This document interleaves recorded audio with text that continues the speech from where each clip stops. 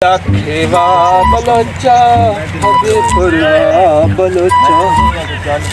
खेवा बलोचा के पुरवा बलोचा chưa mò làm đá tịch có cá mặc giấy đổ bây có phải cái đổ bây giờ anh đổ cái nó cá mặc giấy ओए ते चोर नहीं आया साडा ये तेरे कोई नहीं आया ए सी भैया जलील कर ले आए चोर ना कोई धंधा करेंदा है ना कोई काम करेंदा है ते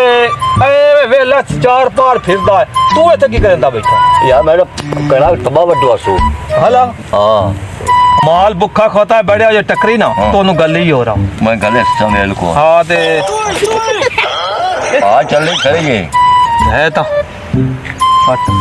होय होय होय होय किवें अकली जगह ते यार तू बैठा है